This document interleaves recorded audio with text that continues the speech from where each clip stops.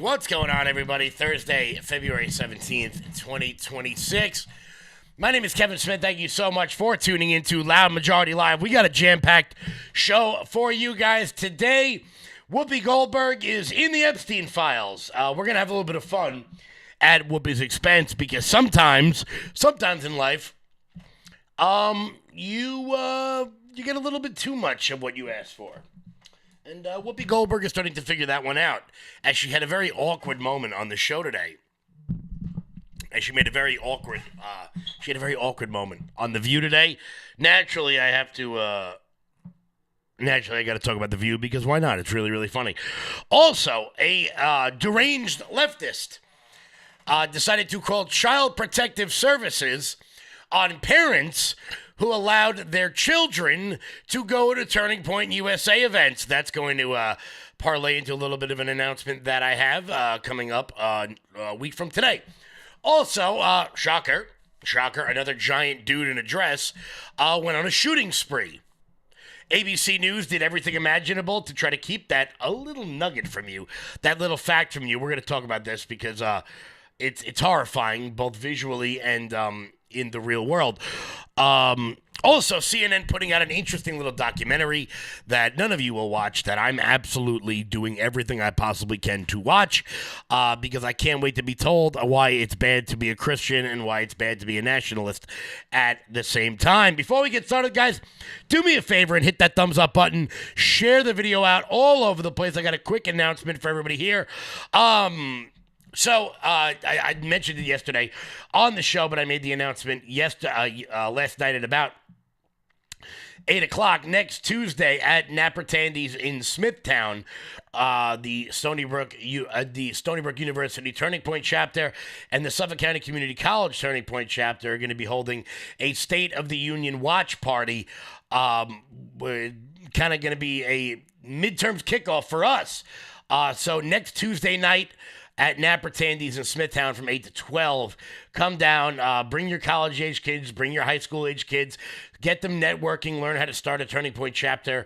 If you are on Long Island, if you're in the local area, please do come on down. That's 8 to 12, Napper Tandy's in Smithtown. Come on down for that. So let's start off the show with Whoopi. Because, look, I've said it before and I'll say it again. Anyone who is involved with Epstein in any sort of way, in a legal sense, ought to be unalived very quickly. I've made no ambiguity about that whatsoever. Now, with that being said, many on the political left just said, release all the names. Release all the names. Nothing will happen. We'll get Trump. We'll get Elon. We'll get everybody. We'll get them all. Except when you release some 5 million, 6 million, I don't even know how many million pages of documents and random emails, you're going to see some people in there who are brought up in a very unambiguous way. Right now, I'm mentioning Whoopi Goldberg. If I email Jeffrey Epstein Whoopi Goldberg, that would mean that Whoopi Goldberg's name appears in the Epstein files. But the radical left doesn't believe that people should be, that you should have to be proven guilty. They believe that the accusation is all that matters, and therefore, you need to prove your innocence. We saw this during the Me Too era, where it didn't really matter what the context was behind anything. Everyone who was accused of anything was guilty of whatever it is they were accused of. Of course, I'm talking about people like Trevor Bauer, one of the best pitchers in baseball, who is now forced to play in Mexico because some girl tried to extort money out of him. Or comedian Aziz Ansari, who went on a date and had really bad sex with someone and was labeled a sexual assaulter. See, Democrats don't really care about truth or innocence or guilt or innocence, truth or fiction. So, with that being said, Whoopi Goldberg got exactly what she wanted. And the Department of Justice put together a list of some 400 names of people who appear in the Epstein list. And go figure, she's one of them. Now, in the name of transparency, Can you put up? Now, quickly, before we do this, now, I want to provide a little context to this. It's not like Jeffrey Epstein was emailing back and forth with somebody. Oh, did you see the new Whoopi Goldberg special?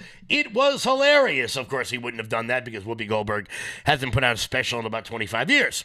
He wasn't sitting there going, I tell you, I loved Whoopi Goldberg's performance in Theodore Rex, the lowest rated movie ever. A movie where Whoopi Goldberg is in a buddy cop movie with a Tyrannosaurus.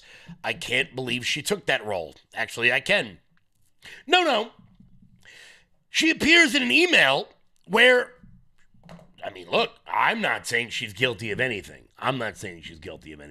What I'm saying is that Whoopi Goldberg, in this clip, admits to attempting to procure Jeffrey Epstein's private jet. Now, many of you watching this, I'm friends with. We hang out. I see some of you in the chat. Let me ask you, have I ever asked to borrow your private jet? Have I ever inquired on whether or not you had a private jet? No. One would think if I'm emailing somebody to try and borrow their airplane, maybe I might know a little bit about them. Now, in the name of transparency, can you put up my name is in the files? Yes. And what does it say? It says, Whoopi needs a plane to get to Monaco. John Lennon's charity, it should say Julian Lennon's charity, is paying for it. They don't want to charter, so they're looking for private owners. Here's the info. And they give all the information, and they're saying, do you want to offer your G2? Okay. And it looks like they said no thanks. Yeah. So in other words, anybody can be on this list. Oh, right. Anybody can be on it. Now, I don't know. I'm sure there are celebrities out there who exist who, didn't hit up the world's most renowned pedophile for their private plane. I don't know. I'm not in the world where I just cold email random people and wonder if I could borrow their airplane. I'm not in that world, but I'm not in Whoopi Goldberg's world. Well, this is my point, because I'm telling you, when I tell you people are trying to turn me into, I wasn't his girlfriend. I wasn't his friend. You were too old for him. I was not only too old, but it was at a time, where this is just not, you used to have facts before you said stuff. But Trump is on the list.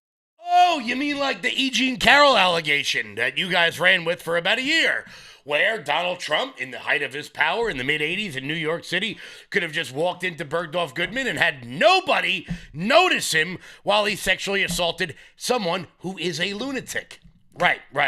You used to have facts. Now, look, I'm not saying that Whoopi Goldberg did anything, because I know that if I was going to have a giant orgy on my private island, Whoopi Goldberg is probably the last person I'm going to invite. I take that back. Kathy Griffin is the last person I'm going to invite. Whoopi Goldberg might be the second to last person I'm going to invite because, talk about killing a good time. I'm not saying she did anything wrong. What I'm saying is that suddenly, out joy, anybody can be on the list. Yeah, that's what some of us have been saying for quite some time. That maybe it's not the greatest idea to just implicate 400 or 500 people in a world-renowned pedophile ring without having all the facts. I don't know. What do I know? I'm just a right-wing extremist. Maybe it's not the best idea in the world. I'm simply holding Whoopi Goldberg to the standard in which she holds other people to. Because Whoopi Goldberg is, and I want to make sure I'm saying this as clearly as possible, an asshole.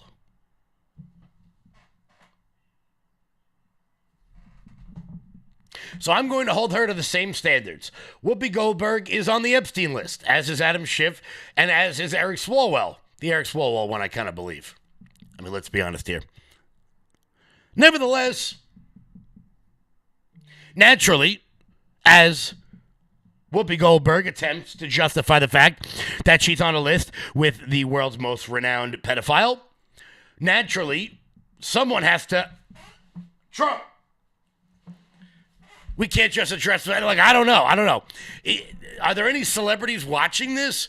Do you guys just cold call financiers and ask them if you can borrow their plane to go to John Lennon's son's, I don't know, birthday party? I don't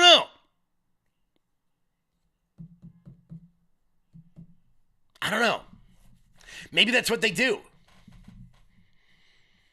However, I got to tell you, I'm really enjoying this.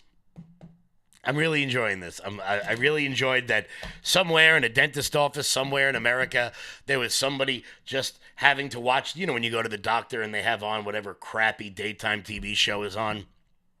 I'm really happy that someone had to hear Whoopi Goldberg utter the phrase, I was on the Epstein list.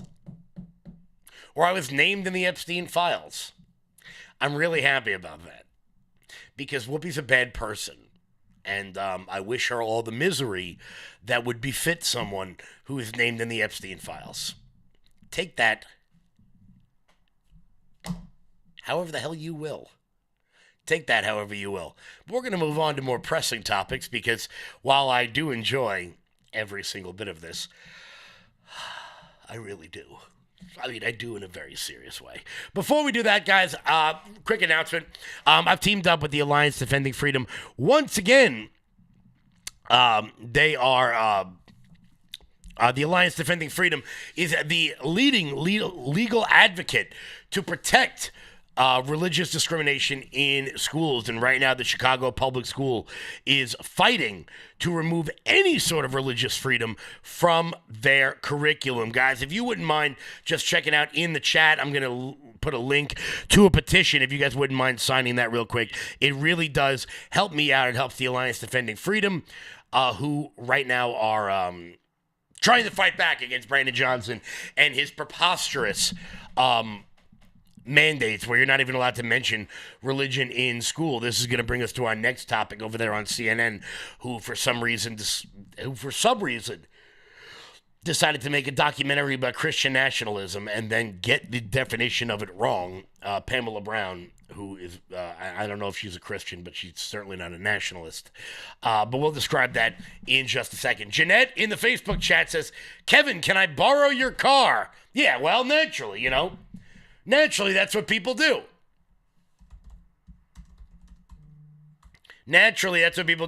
They randomly cold message people, hey, can I borrow your vehicle to fly all over the planet? Let me throw that in the chat real quick. So you know what? Let's move on to that one real quick. About Christian nationalism, since we're talking about the importance of how much I wish we would go back to Christian teachings in school, or at least the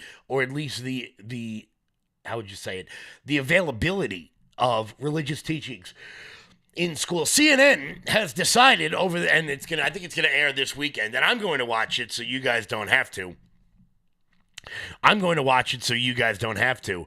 They're putting together a documentary about the fears, the violence, the worrisomeness of Christian nationalism, because anyone who's read any document in history knows that this was founded as a Christian nation. There is no idea of the separation of church and state found in any of our founding documents. In fact, it is only found in one document. Special points to anybody who can name which document that is, of course, but idiots will yell separation of church and state as if that means anything. It's kind of like when dumbasses yell, you can't yell fire in a crowded theater. Yes, you can. There are numerous instances in which one could yell fire in a crowded theater. There is absolutely no no written piece of founding documentation anywhere that says anything about the separation of church and state, but CNN is very worried. CNN is very worried because Donald Trump, you ready for this? Donald Trump, a thrice divorced man, spoke at Charlie Kirk's funeral. And because of that, they have decided to make that the centerpiece for a probably 47-minute long documentary on the rise of Christian nationalism in America. Let's check this out. Well, for the past several months, I've been working on a special project examining the growing influence of Christian nationalism in America. If you're not familiar, Christian nationalism is an ideology rooted in the belief that our country was founded as a Christian nation and that our laws and institutions should reflect Christian values. In the lead up to my hour-long documentary this weekend, we're going to bring you a preview of what you'll see, starting off with the assassination of Charlie Kirk last year. Experts say it was a pivotal moment for the movement and an occasion where the tragedy of his loss unified Christian nationalists and the Trump administration as they honored him. September 21st, 2025. America is a nation in grief, a nation in shock, and a nation in mourning. Charles James Kirk was heinously murdered.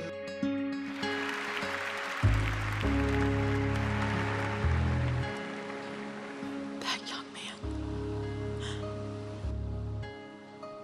I forgive him.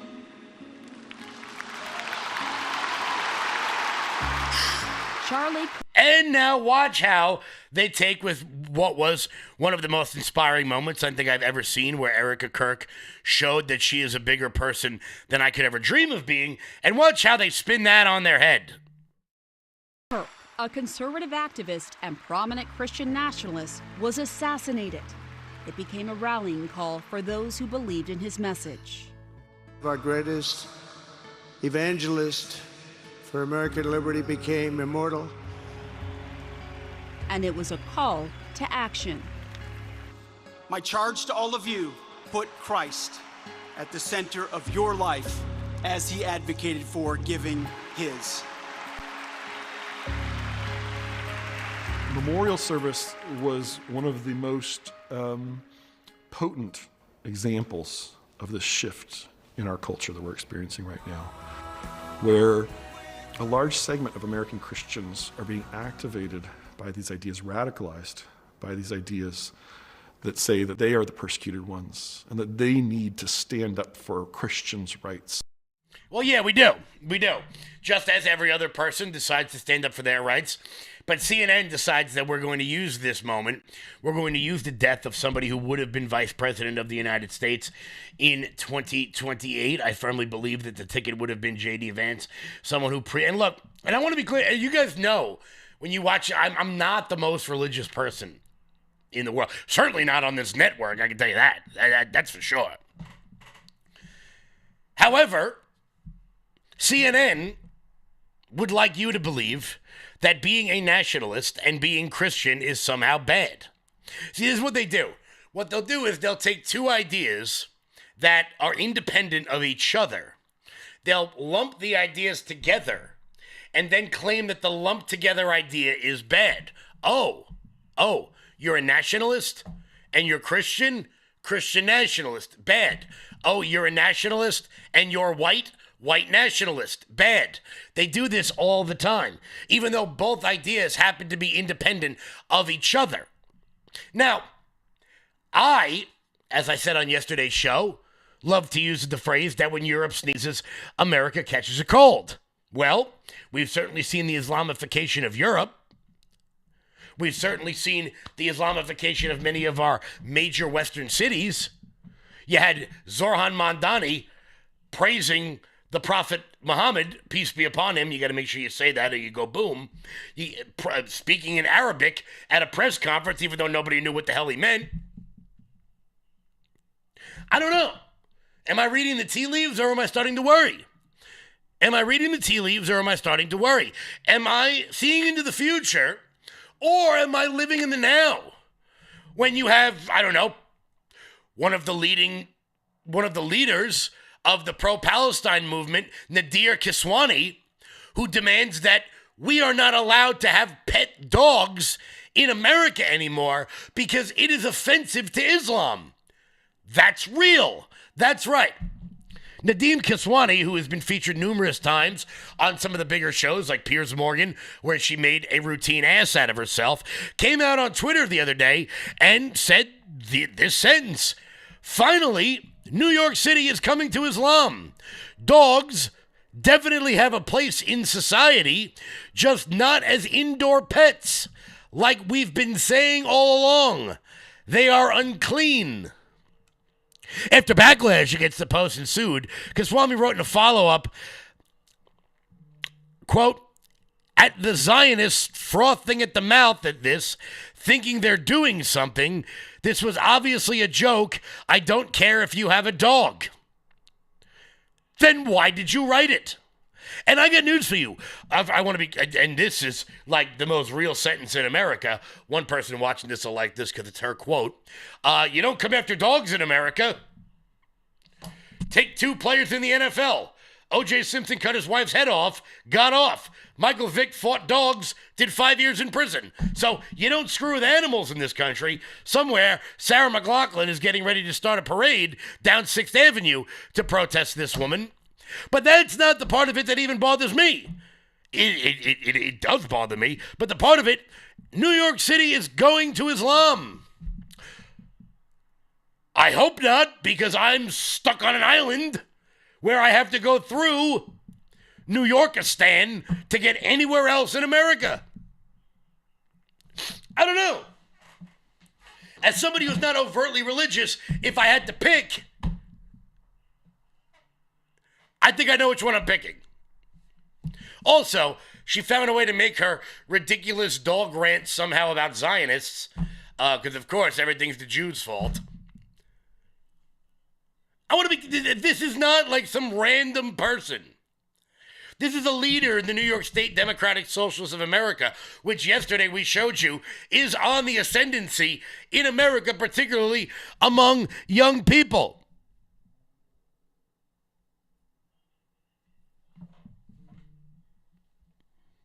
She also added, Muslims typically do not keep dogs as pets, as many of them believe they are only meant for herding.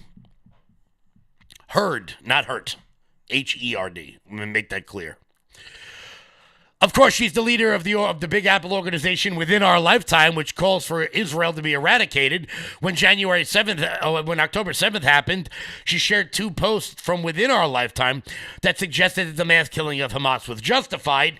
This is the same woman who organized protests of people flying Hezbollah flags at Ground Zero just weeks after October 7th.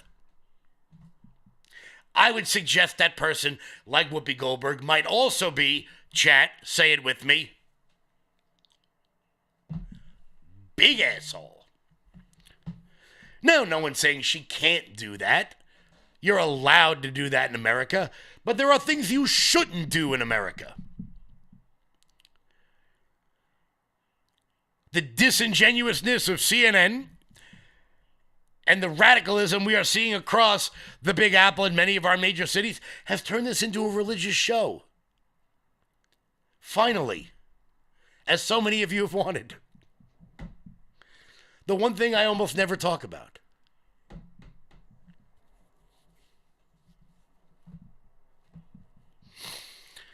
The times we live in, people. The times we live in. Somehow, a gigantic man in a dress killing a bunch of people at a high school hockey game made it all the way to the 3rd block of the show. That's right. That's the crazy-ass times in which we are living in. That it is becoming routine now when it's like, all right, show notes. Show notes, okay. You're not allowed to have dogs as pets anymore. Whoopi Goldberg may or may not be a pedophile. Giant dude in a dress with a Nazi tattoo killed his wife and his children at a high school hockey game. Okay, yeah, that'll be number 3. That'll be number 3. We'll get to that in 1 second. Before we do that, here's Jeremy. Hey, everybody, if you're not familiar with, then let me introduce to you Armor Colostrum. Now, I didn't know what colostrum was up until a few years ago. I'd never even really heard of it. And then my wife turned me on to Armor Colostrum.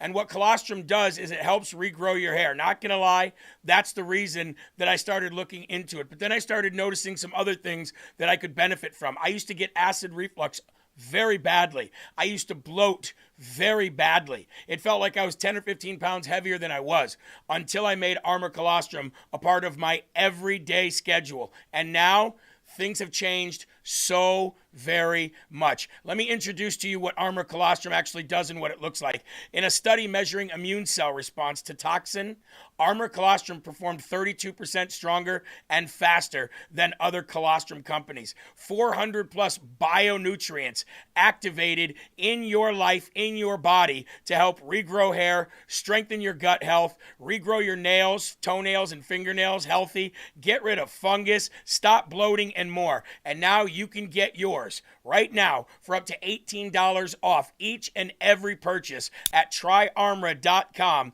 Promo code LFATV. Click the apply button once you've entered the code and watch your discount fall off. That is tryarmra.com/LFATV. Order now. Guys, head on over to tryarmra.com and use code LFATV. That's tryarmra.com. And use tryarmor.com and use code LFATV. Also, shout out to Angie Rue in my Rumble chat for knowing where separation of church and state comes from. That was a good call right there. That was an 1802 letter from Thomas Jefferson to the Danbury, Connecticut Baptist Church, which he wrote in his personal capacity. That is the only place in which the idea of separation of church and state has ever existed in the American parlance. So very good, Angie. Good on you. Very good on you.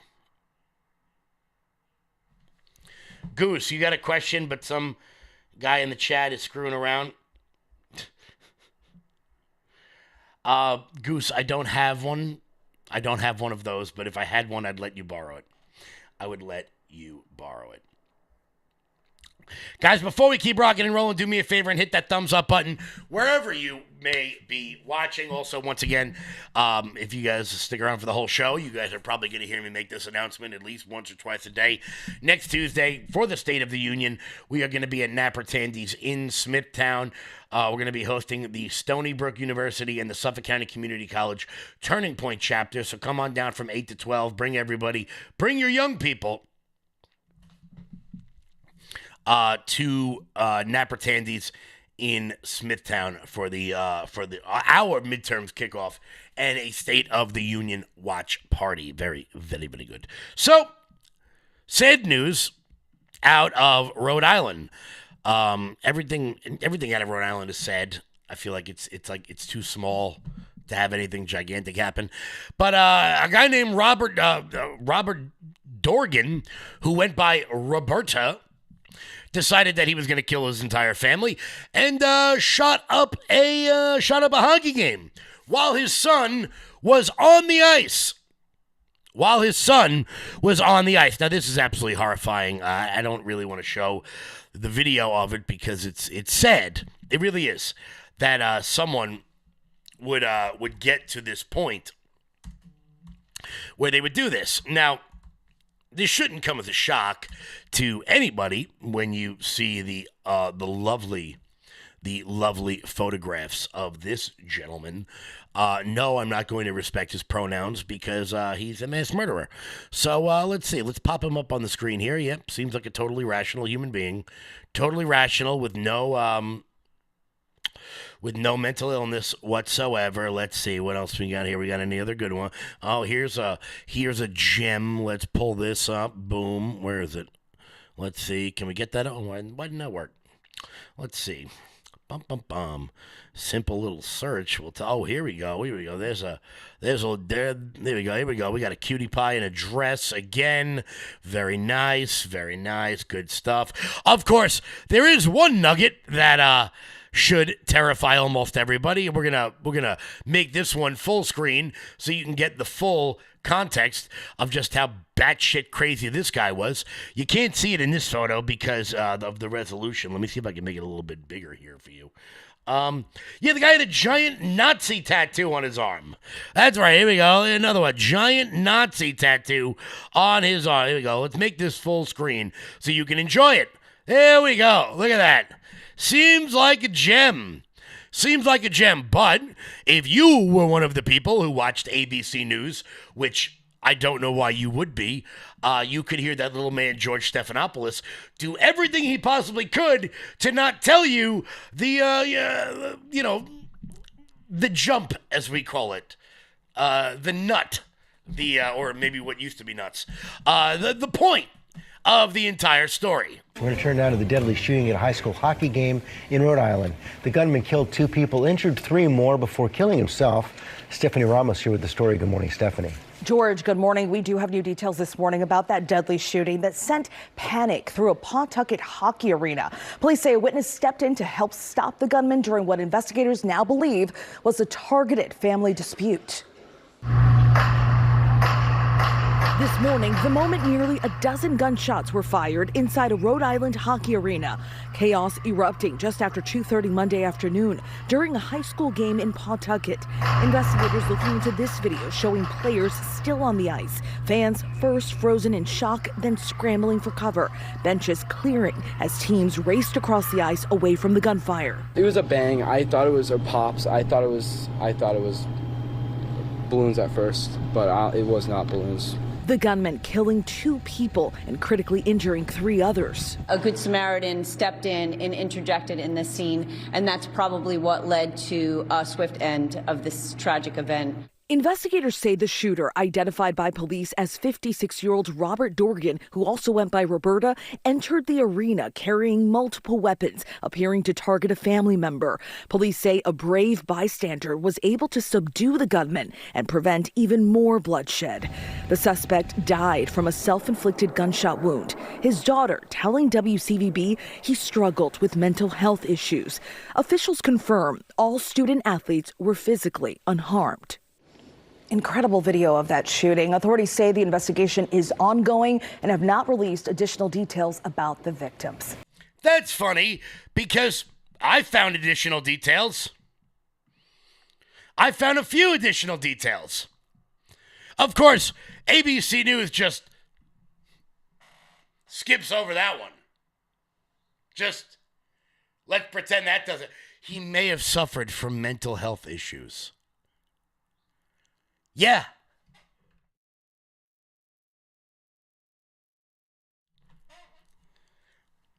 I don't know. I'm not a medical health professional, but if I had to roll the dice here, I'd say that, and I want to be clear, those are like the PG ones that exist of Roberta. But we live in dumb land. We live in a stupid time, in a stupid place where remember when Whoopi pointed at the screen and said you had to have facts? Well, it turns out even when you have them, the news just ignores it. The news just lets that one go. Absolutely tragic story. And apparently one of his kids was on the ice when he did it.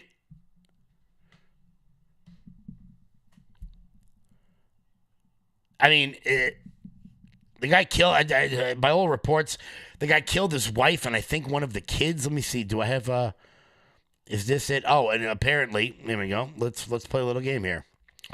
Let's pop this story up on the screen.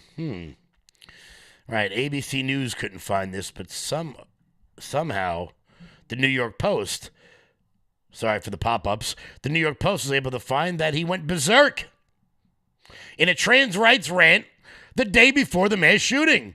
Oh, really? You don't say. Let's dive in. The crazed transgender dad who shot up a hockey game in Rhode Island threatened to go berserk, which he did, in a trans rights rant a day before he massacred 2 family members and injured 3 other people.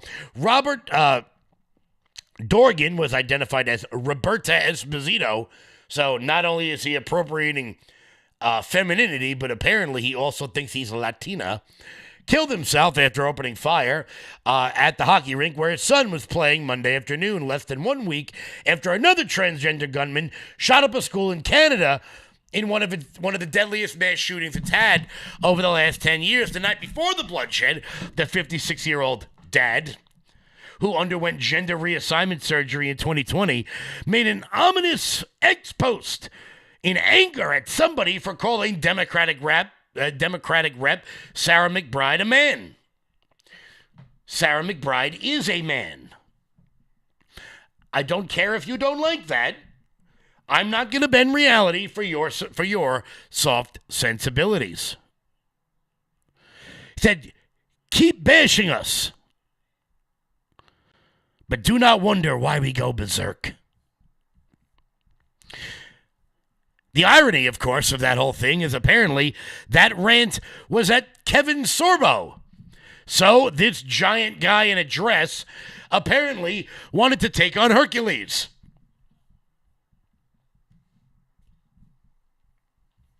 Okay.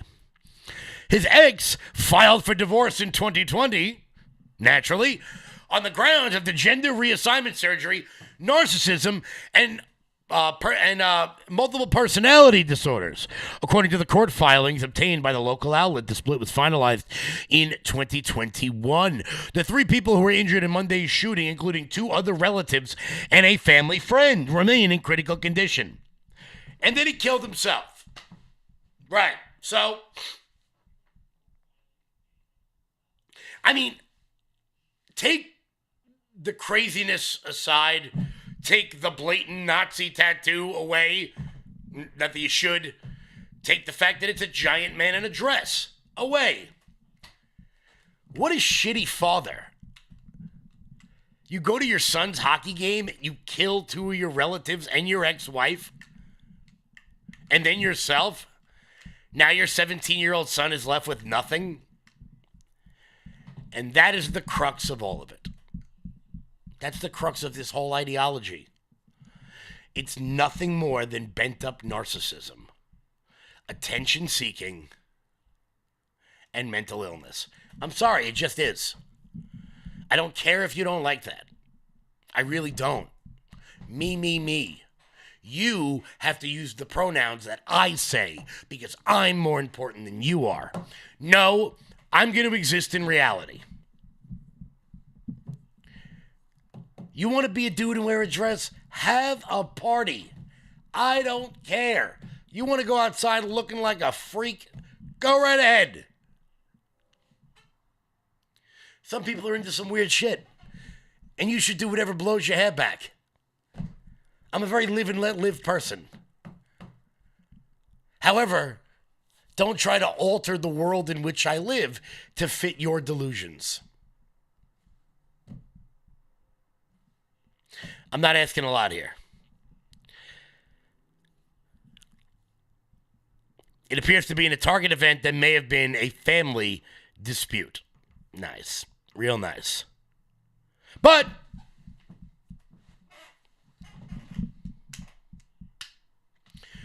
you can't mention it. You can't mention the obvious. Apparently this was a regular thing. Now, just for a moment, I want you all to go back to when you were in high school, okay?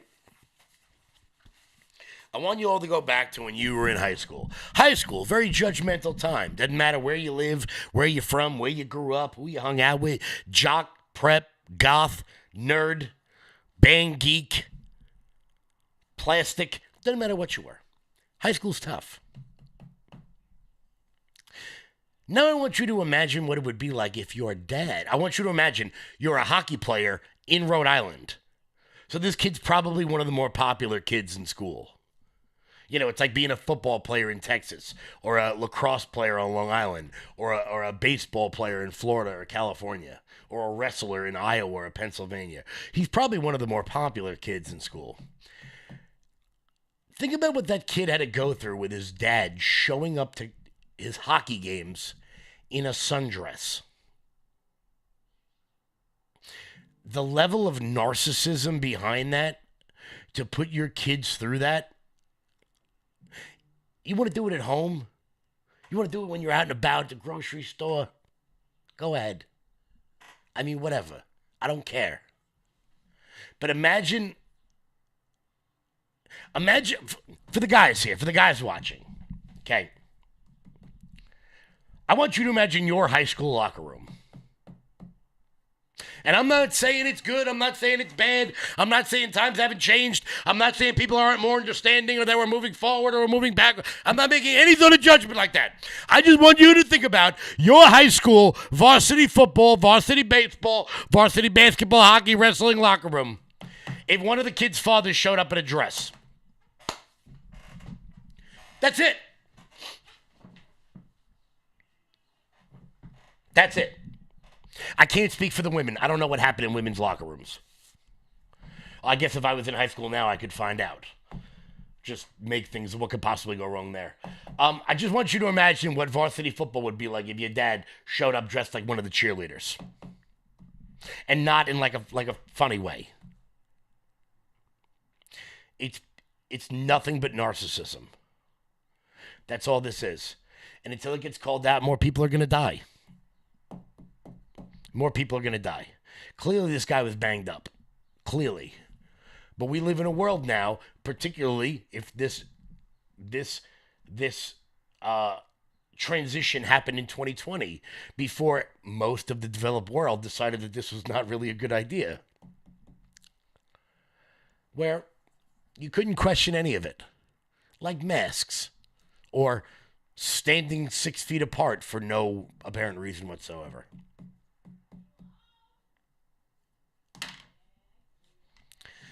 I don't know. Maybe it's just me. I feel bad for this family. I feel awful for the family. And you're not allowed to mention it. You're not allowed to mention it, or people write emails. We'll be back in 1 second. Mike Lindell. I'm excited to announce that we're having our first ever mega sale on overstock clearance and brand new products.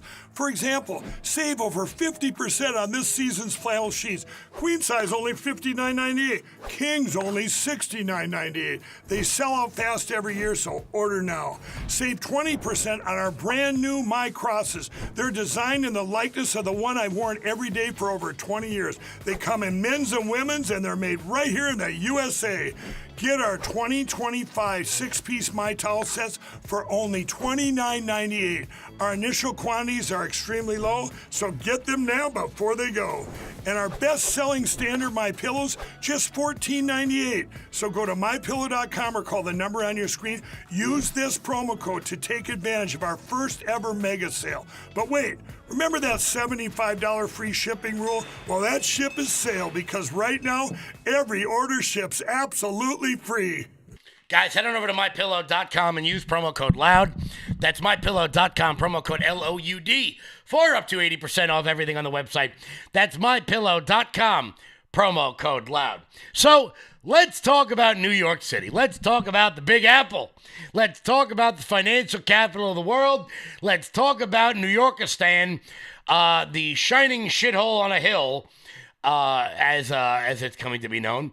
You guys may have seen, if you've been on social media over the course of the last several weeks, you guys may have seen that there's a bit of an issue with garbage piling up all over the streets of New York. Of course, that's because Mayor Mamdani is far too concerned with, implementing whatever sort of communist manifesto he feels like putting in today, despite the fact he doesn't have any money for it, which we'll hear about in just 1 second. But when the garbage piles up in New York City, we have these creatures in New York.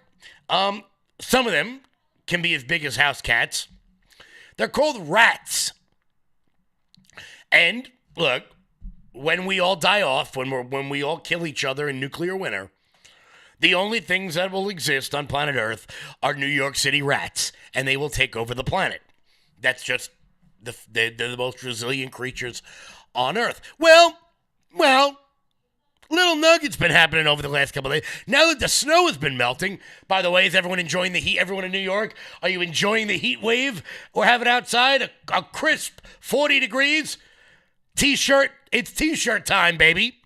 Well, now they've been able to pick up the trash.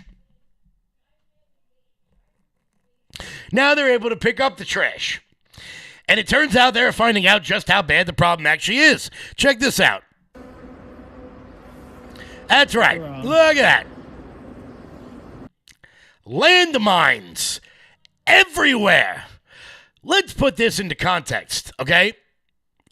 Do you know how big a rat has to be to leave a pit bull-style dump on the side of the road?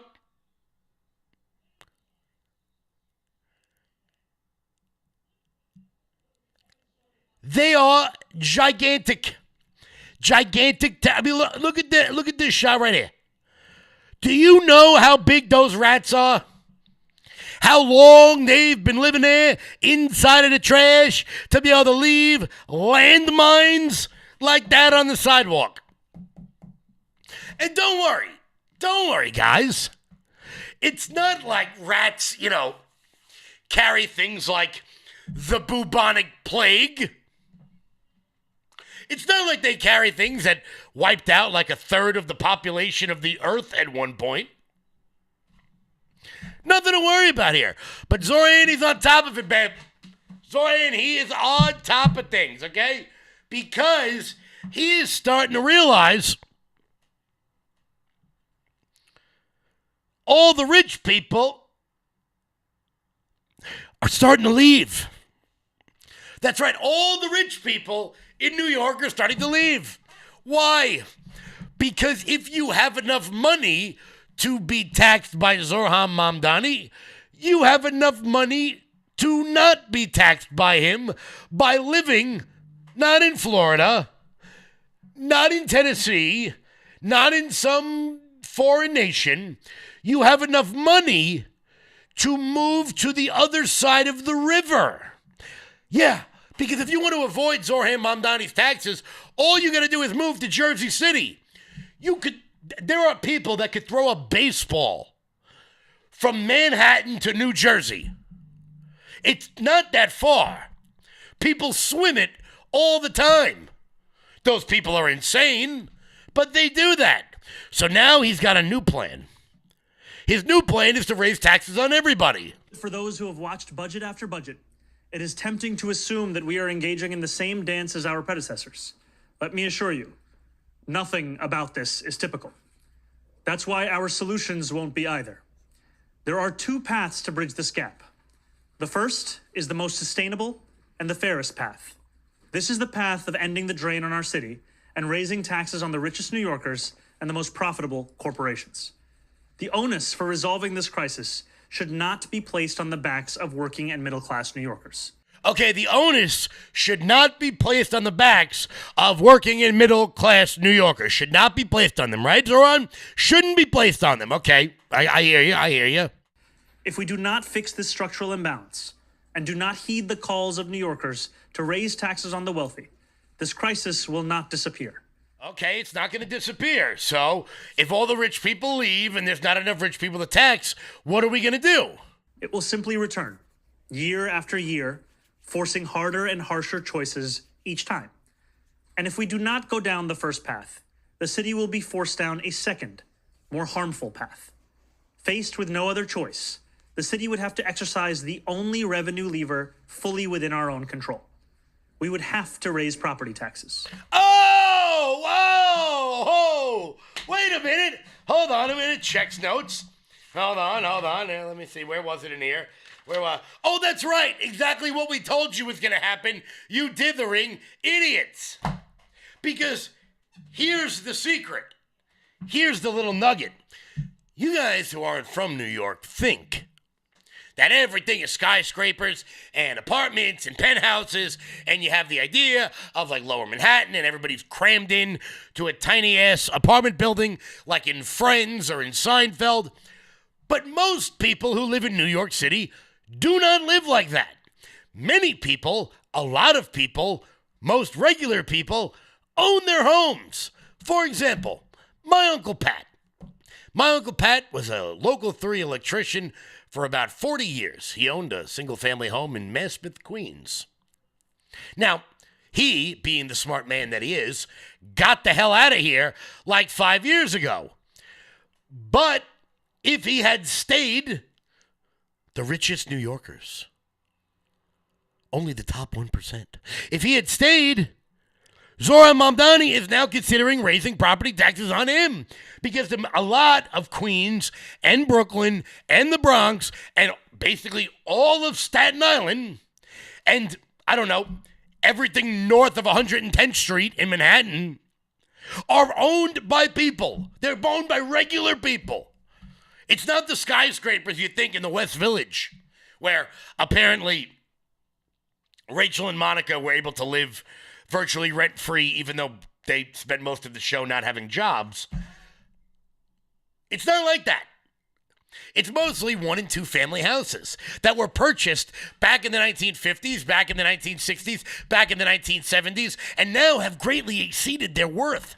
When my Uncle Pat found out that his one-family house in Maspeth, Queens was worth $1.8 million, he bought it for like $50,000 100 years ago. He's now living in, like an HOA in Florida, kicking his feet up.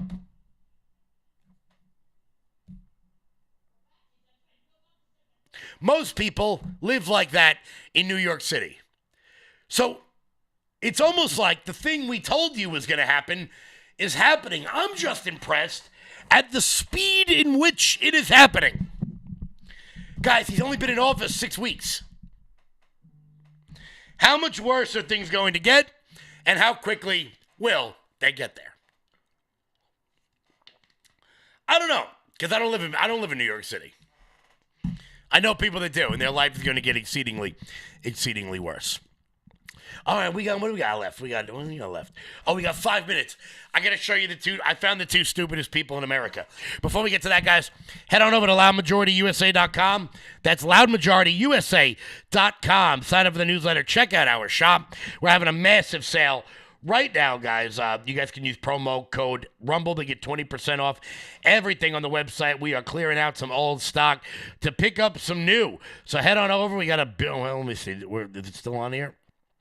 We have a giant sale section over at loudmajorityusa.com where everything is half off. You can pick up our Trump hats. You get that OG Loud Majority t-shirt, the Loud Majority New York t-shirt. Ladies, we got stuff for you there too.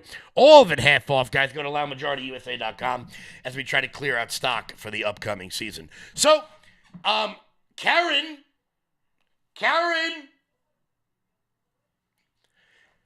why don't we show you a deranged leftist who decided that she was going to call Child Protective Services on Doug, the promo code is RUMBLE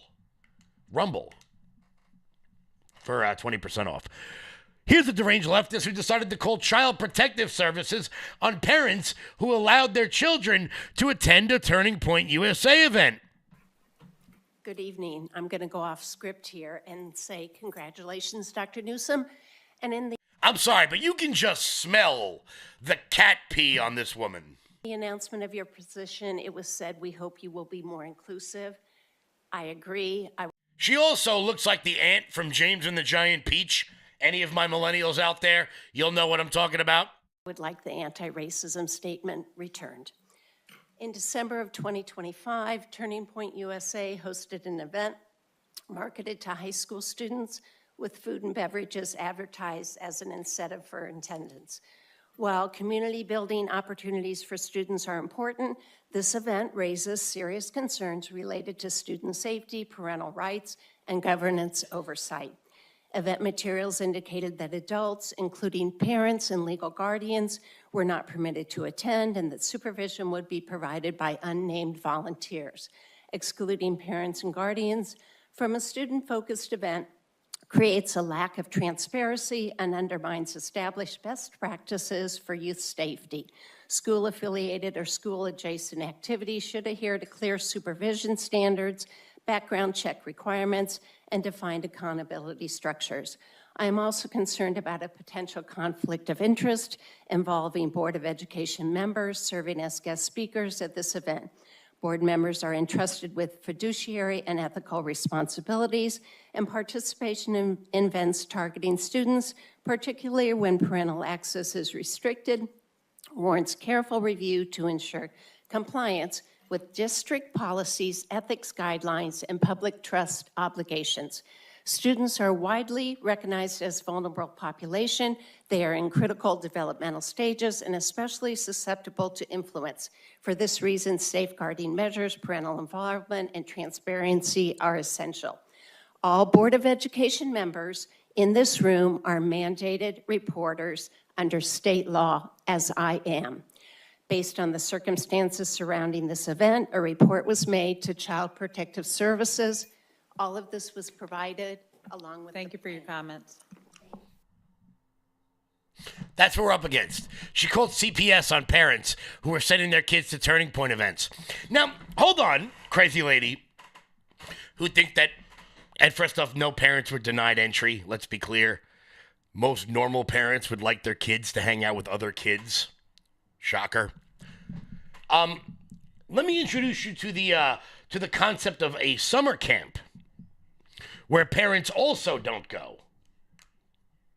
This is a new concept. I don't know if you guys have it where you live in America, but here on Long Island, we've got a whole bunch of them. I would be gone for 5, 6, 7 weeks at a time in the summer, and I would be under the tutelage of camp counselors. Many times they were teenagers, and somehow none of us died. Right. Because, I live in the real world. Of course, when it comes to parental oversight, I'm sure this woman would have no problem with some sort of social transitioning of a 9-year-old without the parents' consent. You can smell the cat piss coming off that woman. You can smell it through your screen. You can feel it. I hope that woman steps on a Lego in all possible circumstances. Guys, we're going to head out. I want to thank everybody so much for tuning in. Once again, guys, if you have not signed a petition over with the Alliance Defending Freedom to support religious rights in schools, please do during Hannah's countdown. Give me sign this petition. Oh, you're not going to care if I spell it wrong. Sign this petition right here. Do me that favor. Hannah Faulkner coming up next right here on LFA TV. Until tomorrow, everybody, stay loud.